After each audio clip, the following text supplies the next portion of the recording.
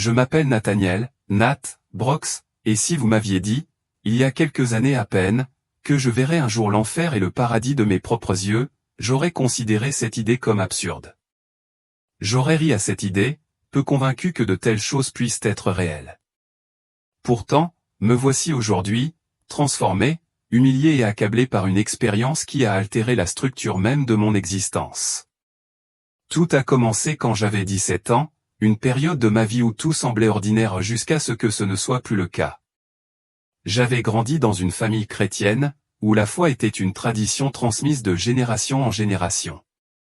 J'allais à l'église le dimanche, je récitais des versets de la Bible quand on me le demandait, mais pour être honnête, je n'avais jamais vraiment rencontré la présence vivante de Dieu. Ma croyance était plus une question de routine qu'une conviction profonde et sincère. Mais je ne savais pas que ma vie était sur le point de prendre un tournant dramatique. C'était un après-midi d'automne frais. Le soleil filtrait à travers les feuilles dorées des arbres, projetant de longues ombres sur le sol, et l'air était frais et rafraîchissant. Ma mère et moi nous sommes retrouvés dans une petite église de notre ville, une église qui était remplie d'un sentiment de recueillement silencieux. Ce jour-là, un prophète de passage, un homme connu de beaucoup comme quelqu'un qui a un lien particulier avec Dieu, a été invité à parler. Bien que j'aie eu des doutes, j'avais dans mon cœur une curiosité qui m'incitait à écouter, alors je me suis assis en silence, ne sachant pas à quoi m'attendre. Alors que le service touchait à sa fin, quelque chose d'inattendu s'est produit. Le prophète s'est tourné vers moi. Son regard était intense, perçant, comme s'il pouvait voir jusqu'au plus profond de mon âme. Sans hésitation, il a prononcé des paroles qui résonneraient en moi pour le reste de ma vie. Mon fils, le Seigneur t'a choisi. Un jour, tu verras la gloire de Dieu et son jugement. Tu seras témoin de choses que peu de gens ont vues et tu seras chargé d'un message pour cette génération. Un frisson glacial m'a parcouru. Mon cœur s'est mis à battre à tout rompre et un flot de questions a submergé mon esprit. Pourquoi moi? De quoi parlait-il? Ma mère, visiblement émue par ces paroles, m'a serré la main, les larmes aux yeux. Elle croyait chaque mot de tout son cœur. Mais pour moi, le doute a éclipsé ce moment. Je me sentais déstabilisée et incertaine de ce que tout cela signifiait. À partir de ce jour, cependant, je ne pouvais plus me défaire des paroles du prophète. Quelque chose en moi a commencé à s'éveiller à un feu que je n'avais jamais ressenti auparavant. Je me suis senti attiré par la prière, plus fervente que jamais. La Bible, autrefois un recueil d'histoires et d'enseignements, prenait vie d'une manière que je n'avais jamais connue. Je voulais comprendre ce que Dieu me révélait. J'avais besoin de savoir. Au fil des mois, ce désir s'est intensifié. Je sentais que quelque chose d'important était sur le point de se dérouler dans ma vie, même si je ne pouvais pas mettre le doigt sur ce que c'était exactement. J'ai commencé à jeûner, désirant ardemment purifier mon esprit et me rapprocher de Dieu. J'ai passé de longues nuits à genoux, à épancher mon cœur dans la prière, à pleurer et à supplier Dieu de me révéler sa volonté. Et puis, c'est arrivé. La nuit est arrivée qui allait tout changer. C'était en octobre 2017. Le ciel devant ma fenêtre était clair et la lune baignait ma chambre d'une lumière pâle et éthérée. Mais en moi, un sentiment d'agitation et de lourdeur pesait sur mon cœur. Quelque chose n'allait pas, même si je ne savais pas quoi. Je me suis allongé, espérant que le sommeil m'apporterait un soulagement, mais au lieu de cela, une douleur atroce a soudainement transpercé ma poitrine. Elle était aiguë, comme un poignard brûlant enfoncé profondément dans mon cœur. La douleur était insupportable et j'avais du mal à respirer alors que le monde autour de moi commençait à échapper à tout contrôle. Puis, tout est devenu sombre. C'était comme si j'avais été complètement détaché de mon corps et du temps lui-même. Il n'y avait plus aucun sens de la réalité, seulement une obscurité silencieuse et englobante. C'est à ce moment-là que mon voyage au-delà du voile de l'éternité a commencé. Quand j'ouvris les yeux, je ne me trouvais plus dans ma chambre, mais dans un endroit au-delà de tout ce que j'aurais pu imaginer, un endroit affreux, effrayant, que je n'aurais jamais voulu voir. Le ciel au-dessus de moi était d'un rouge sang profond, comme si le soleil s'était couché pour toujours, laissant derrière lui un crépuscule éternel dénué de toute beauté. L'air était épais, oppressant, et transportait une odeur suffocante, comme du soufre et de la chair brûlée se mêlant dans un nuage nauséabond et putride. Autour de moi, des montagnes noires déchiquetées se dressaient, leurs pics acérés s'étirant vers le ciel comme les restes torturés d'une terre brisée. Sous ces pics sombres, des fissures rougeoyantes apparurent, d'où sortirent les cris les plus horribles que j'ai jamais entendus, des cris de douleur et de terreur qui semblaient résonner des profondeurs même de la terre elle-même. J'étais englouti dans une terreur indescriptible, et je savais, sans l'ombre d'un doute, que je me trouvais dans un endroit où je n'aurais jamais dû venir. Un lieu de tourment, de souffrance et de séparation éternelle de la lumière de Dieu. Où suis-je, murmurai-je, mais ma voix sembla disparaître dans le vide oppressant qui m'entourait. Puis, à travers l'obscurité, je le vis, une silhouette imposante, grande et menaçante. Sa présence semblait déformer l'air autour de lui. Ses yeux, tels deux puissants fonds de ténèbres, se fixèrent sur les miens, et son sourire, vif et cruel, révéla des dents qui brillaient comme des lames. « Bienvenue, Nathaniel, murmura-t-il, sa voix aussi profonde et caverneuse que l'abîme lui-même.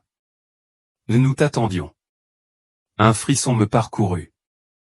Mon sang se transforma en glace, et chaque instinct de mon corps me hurlait de courir. Je savais où j'étais en enfer. Mes jambes tremblaient sous moi, mais peu importe à quel point je voulais fuir, il n'y avait nulle part où aller. Tout autour de moi s'étendait un paysage né du cauchemar, des rivières de feu bouillonnant, des ombres étranges qui se tordaient et se tordaient dans les flammes, et un air si lourd de désespoir qu'il me semblait pouvoir m'étouffer. La silhouette devant moi émit un rire bas et moqueur, un son qui résonna jusqu'aux profondeurs de ce lieu maudit. « Mais tu t'attendais à quelque chose de différent, ricana-t-il, sa voix teintée de mépris. C'est le sort de ceux qui rejettent la vérité. » J'avais envie de crier, de protester, d'expliquer que je n'appartenais pas à cet endroit, que j'étais en vie, que j'étais croyante. Mais quelque chose au plus profond de moi me disait de rester silencieuse. Sans prévenir, le sol sous mes pieds s'ouvrit et des mains squelettiques commencèrent à se frayer un chemin à travers les fissures sombres. La vue de ces mains, tendues avec une faim surnaturelle, me fit dresser les cheveux sur la tête. Je reculai de terreur tandis que des gémissements gutturaux et inhumains résonnaient dans les profondeurs. « Et qui sont ces gens ?» j'ai demandé, ma voix à peine plus qu'un murmure, empli d'horreur. Le démon me fixait de son regard sans âme, ses yeux aussi noirs que l'abîme lui-même. Des âmes qui ont rejeté Dieu, des pécheurs, des hypocrites, des rebelles. Certains étaient pasteurs, d'autres croyants seulement de nom. Ils vivaient avec des cœurs très éloignés du Seigneur, et maintenant ils nous appartiennent. Ces paroles me frappèrent comme un coup à la poitrine. Des pasteurs? Des évangélistes? Je ne pouvais pas comprendre. N'étaient-ils pas des gens de foi? Comme en réponse à mes pensées non exprimées, l'une des silhouettes sombres émergea du sol. C'était un homme, maigre, émacié et rongé par la souffrance. Son visage était tordu par l'agonie, ses vêtements autrefois beaux mais maintenant déchirés et carbonisés au-delà de toute reconnaissance. « Aidez-moi » cria-t-il, sa voix brisée, remplie d'un désespoir total. J'ai prêché l'Évangile. J'ai parlé de Dieu. Pourquoi suis-je ici? Le démon gloussa sombrement, sa voix dégoulinant de dédain. Tu as prêché, oui. Mais ton cœur était loin de Dieu. Tu as vécu dans l'hypocrisie, aimé l'argent plus que la vérité, désiré les louanges des hommes mais n'as jamais vraiment cherché le Seigneur. Maintenant, tu es à nous. Les cris de l'homme devinrent plus désespérés, mais avant que je puisse réagir, des chaînes apparurent de nulle part, s'accrochant à lui et le traînant dans l'abîme. Je restai figé, la terreur me parcourant, incapable de bouger ou de respirer. Je savais, au plus profond de mon âme, que je n'avais aperçu que le bord le plus éloigné de ce royaume sombre. L'emprise de l'enfer se resserrait. Le démon se détourna de moi, hochant la tête avec un sourire sinistre. « Viens, dit-il, sa voix dégoulinant de malice. Je vais te montrer ce qui attend ceux qui méprisent le sacrifice de l'agneau. » Je ne voulais pas le suivre, mais j'avais l'impression qu'une force invisible me tirait en avant. Chaque parcelle de mon être hurlait de peur, mais je ne pouvais pas résister. L'air autour de moi devenait insupportablement chaud, épais d'une odeur rance de soufre et de chair brûlée. Le sol sous mes pieds était comme des braises en fusion, mais il ne me brûlait pas. C'était comme si mon corps n'était plus entièrement matériel, mais chaque sensation était vive, oppressante et suffocante.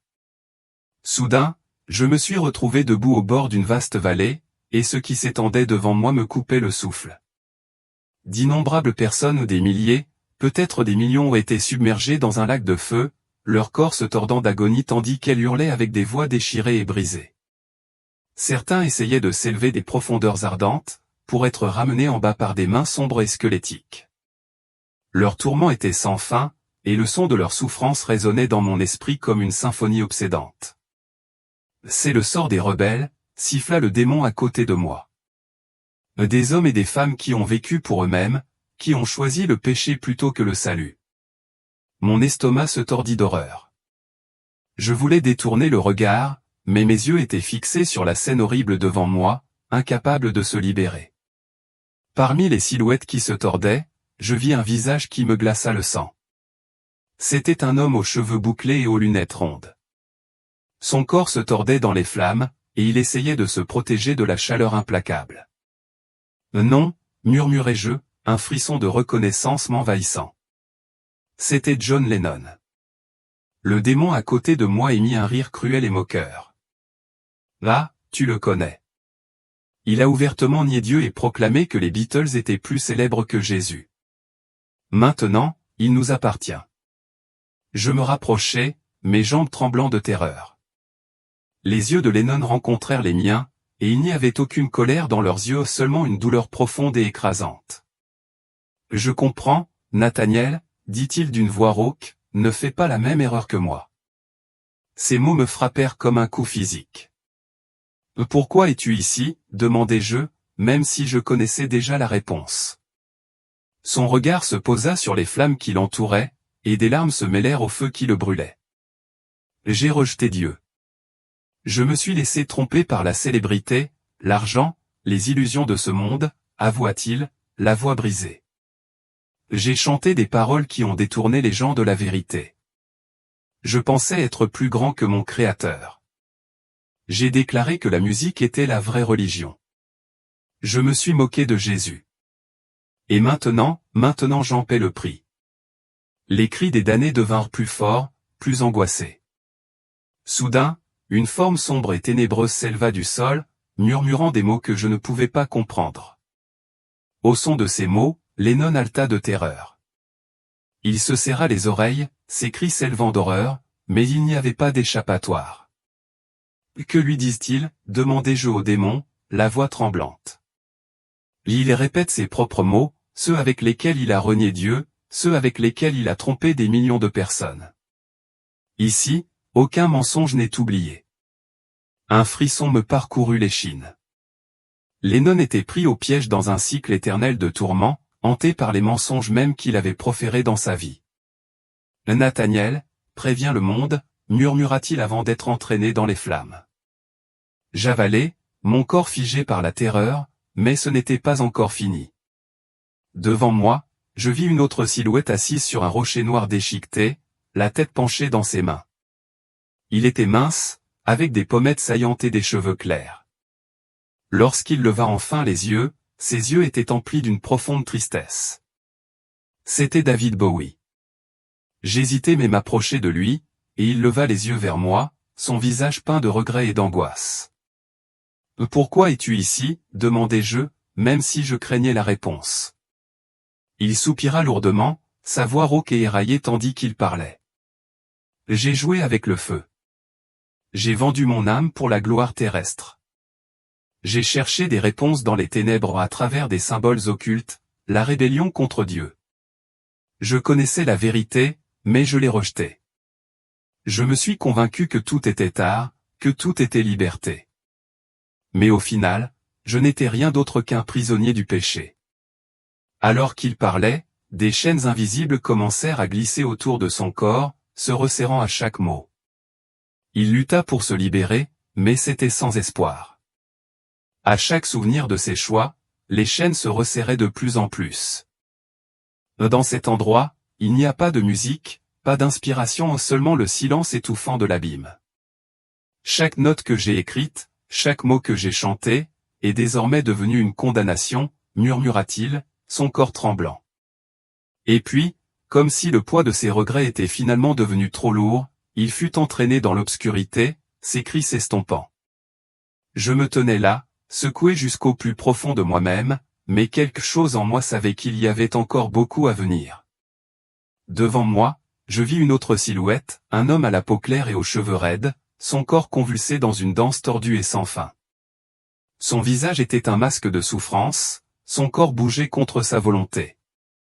Michael Jackson, murmurai-je à voix basse. Le démon à côté de moi sourit, sa voix dégoulinant de malice. Sa musique a séduit le monde, mais il n'a jamais cherché Dieu.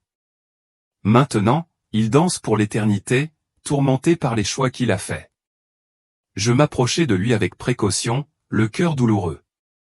Des larmes coulaient sur le visage de Michael alors qu'il me regardait.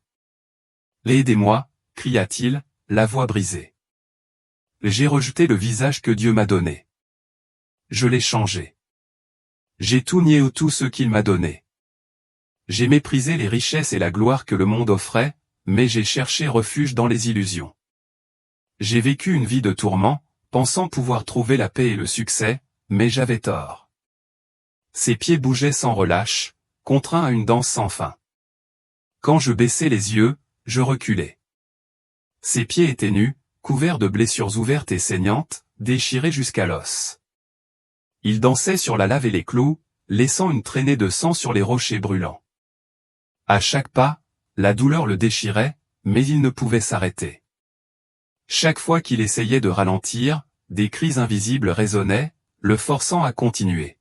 « Je ne veux plus danser » murmura-t-il, mais son corps continuait à bouger, ses pas frénétiques. « Mais je ne peux pas m'arrêter. Je ne peux pas. » Sa voix se transforma en un horrible cri de désespoir, et je ne pouvais plus supporter sa vue. « Assez » hurlai-je. « Je ne veux plus rien voir. » Mais le démon agrippa mon bras, son contact aussi froid que la mort elle-même. « Oh non, Nathaniel » ricana-t-il. « Tu n'as encore rien vu. » Les cris des damnés s'intensifièrent, m'entourant de tous côtés. La terreur saisit ma poitrine, et je me sentis comme si j'étais sur le point de m'effondrer, prêt à être consumé par l'horreur sans fin. À ce moment, une lumière aveuglante perça l'obscurité, son éclat si intense qu'il semblait brûler la trame même de la réalité. Soudain, une lumière éblouissante fendit les ombres. Une voix, plus puissante que toutes celles que j'avais jamais entendues, résonna dans l'air. « Stop !» Le démon hurla de douleur et recula, sa forme se dissolvant dans un nuage noir tourbillonnant. Je me retournai et vis une silhouette radieuse, enveloppée d'une lumière si pure qu'aucune obscurité ne pouvait l'obscurcir. Mon cœur le reconnut instantanément. « Jésus » murmurai-je, tombant à genoux, émerveillé. Son visage était majestueux, incarnant à la fois l'amour et la justice. Ses yeux semblaient transpercer mon âme, voyant chaque partie de moi, chaque pensée, chaque peur. « Nathaniel » dit-il, sa voix chargée à la fois d'autorité et de compassion infinie. « Je t'ai permis de voir tout cela afin que tu puisses témoigner. Maintenant, viens avec moi, je te montrerai ma gloire. » En un instant, le monde autour de moi a changé. Les flammes se sont estompées, l'obscurité a disparu et un nouvel horizon s'est ouvert devant moi. J'étais sur le point de contempler le paradis. Mon cœur s'emballa tandis que tout se transformait. Le tourment de l'enfer semblait disparaître, comme s'il n'avait jamais existé. Une sensation de légèreté m'enveloppa, soulageant le poids de tout ce dont j'avais été témoin. Je me retrouvais suspendu dans un espace infini, immergé dans une lumière si pure qu'elle semblait tangible. Mais ce n'était pas seulement de la lumière, c'était la vie. C'était de l'amour. C'était la gloire de Dieu. Devant moi se tenait Jésus. Pas comme les images ou les peintures que j'avais vues sur terre ici, sa majesté était au-delà de toute description. Son vêtement était plus blanc que la neige, son visage rayonnait d'une beauté sans pareille, et de ses yeux émanait un amour si profond et si intense qu'il me fit pleurer. Je ne pouvais pas me tenir devant lui. Mes genoux fléchissaient, mon âme submergée par une sainteté si grande que je ne pouvais pas la comprendre. « Lève-toi, Nathanaël, dit-il d'une voix douce mais pleine d'autorité. Je me sentis soulevé, bien que mes jambes fussent faibles.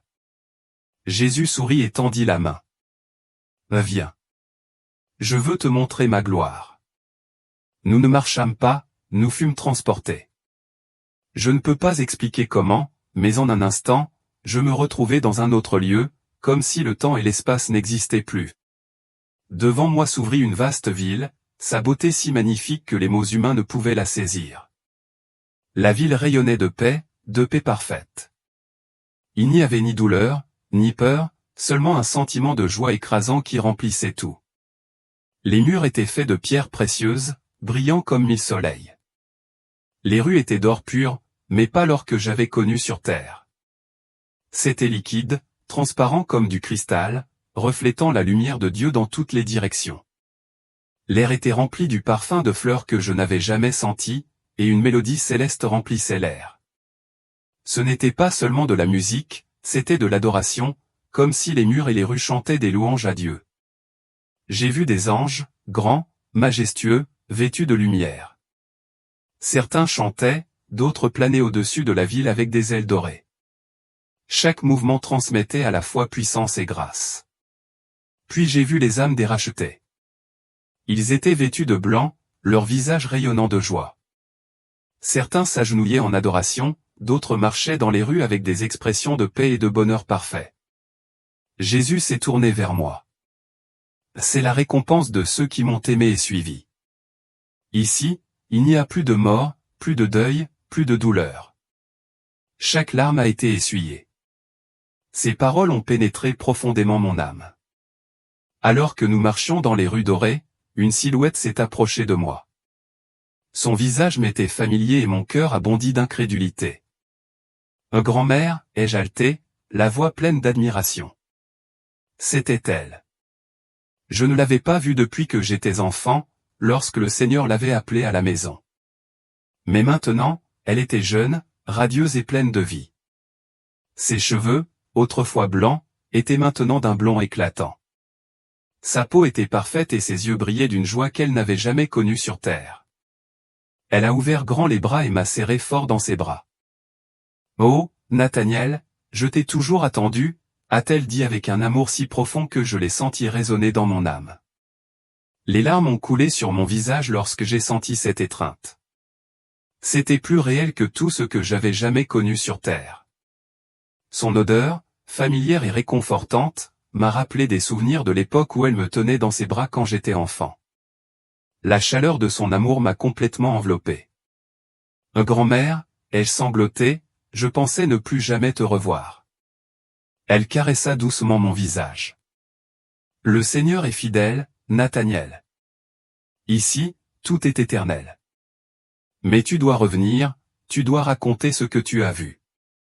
Le temps est court. » J'étais submergé par l'émotion.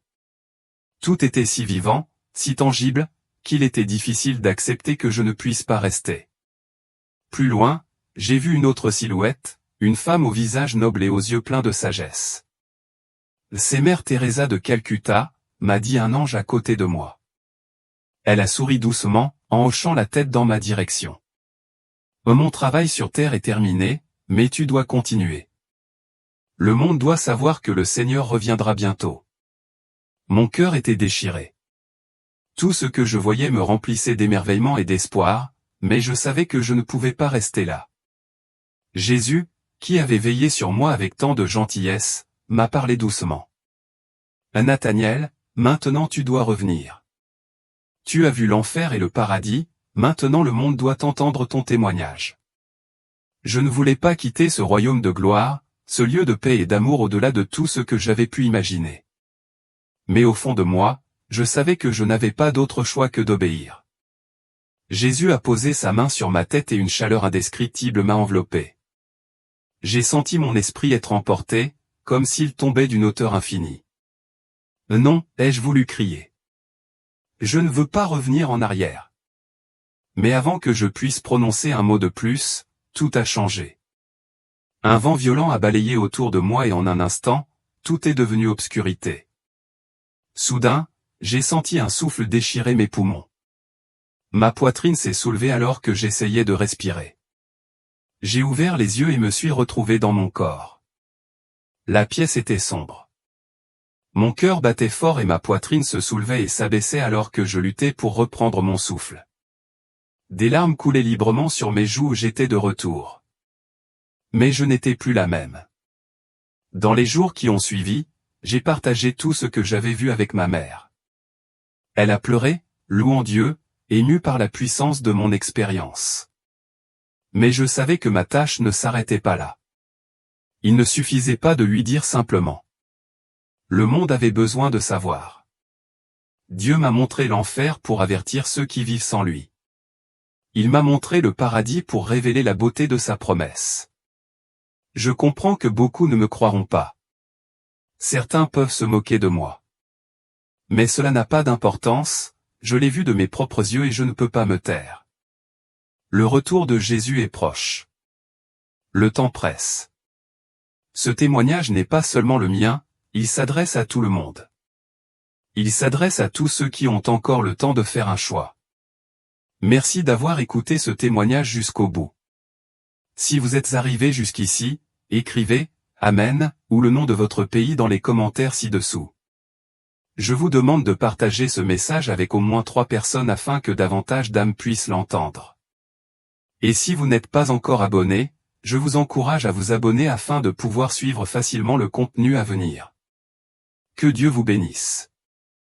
Je vous laisse avec le verset biblique du jour, cherchez l'Éternel pendant qu'il se trouve, invoquez-le, pendant qu'il est prêt.